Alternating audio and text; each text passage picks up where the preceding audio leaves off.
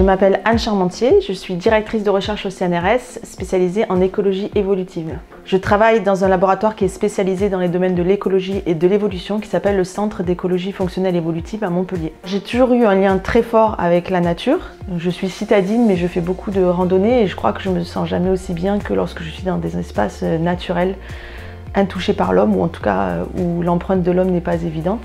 Et puis par ailleurs, j'ai une très forte curiosité, je me suis toujours posé beaucoup de questions, et je crois d'ailleurs que je préfère me poser des questions qui répondent parfois. Et donc ces deux facteurs m'ont mené à la recherche de manière assez naturelle. J'utilise des suivis à long terme qui sont effectués sur des populations naturelles, en particulier des populations d'oiseaux, pour essayer de comprendre comment ces organismes s'adaptent aux changements globaux. Et en particulier, je m'intéresse à l'adaptation des oiseaux au changement climatique et à leur adaptation à l'urbanisation. Mes objectifs de recherche sont essentiellement en sciences fondamentales, même si le contexte de mes travaux et des travaux de mon équipe sont les changements globaux. Donc on essaye d'estimer l'hérédité des caractères et également d'estimer la force de la sélection naturelle pour utiliser des modèles qui prédisent l'évolution dans le futur et notamment prédire comment les organismes s'adaptent au changement climatique et à l'urbanisation. Alors pourquoi dans mon équipe on s'intéresse particulièrement aux mésanges?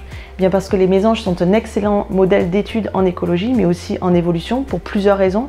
Tout d'abord, c'est une espèce qui est très abondante, on s'intéresse d'ailleurs à deux espèces différentes, la mésange bleue et la mésange charbonnière. Ces deux espèces occupent très facilement des nichoirs, ce qui nous permet d'avoir accès, lorsqu'on place des nichoirs dans leurs habitats, à tout un tas de paramètres qu'on peut observer et mesurer lorsqu'on capture les oiseaux dans les nichoirs. Donc on peut mesurer leur morphologie, leur physiologie, leurs paramètres de reproduction, mais aussi leur comportement. Et tous ces outils nous permettent d'aborder des questions en écologie évolutive, d'autant plus qu'on a depuis récemment également des ressources génomiques sur cette espèce modèle. Mes recherches au quotidien, elles sont assez saisonnières. Il y a une grande partie de l'année où je suis devant mon ordinateur pour analyser les données ou les présenter dans des congrès ou dans des réunions.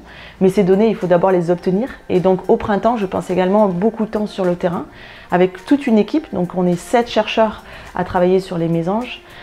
Et tous les chercheurs ont des étudiants, des post-doctorants, donc en tout sur le terrain, cette année par exemple, on est plus de 25 personnes, donc c'est une grosse collaboration.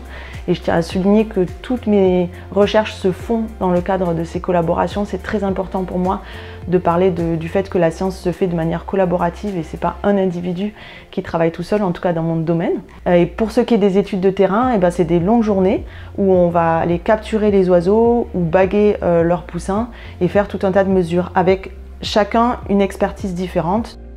Donc certains s'intéressent aux couleurs des oiseaux et essayent de comprendre pourquoi par exemple il y a un déclin des couleurs avec le réchauffement climatique. D'autres vont s'intéresser à l'alimentation des oiseaux. Il y a d'autres étudiants postdoctorants qui s'intéressent plus à la génomique et donc ils vont faire des études qui reposent sur une petite prise de sang faite sur le terrain. Et puis on a des approches plus récemment en physiologie où on s'intéresse à comprendre comment les oiseaux s'adaptent aux pics de chaleur par exemple et notamment en milieu urbain. En dehors de cette activité de recherche académique, j'investis également beaucoup de temps dans des sociétés savantes et des associations, en particulier l'association Femmes et Sciences avec un mentorat au niveau local et les sociétés savantes d'évolution au niveau international et européen. Je m'investis dans ces sociétés parce que j'essaye de promouvoir la diversité et l'équité dans notre domaine de recherche, donc c'est quelque chose qui est important pour moi.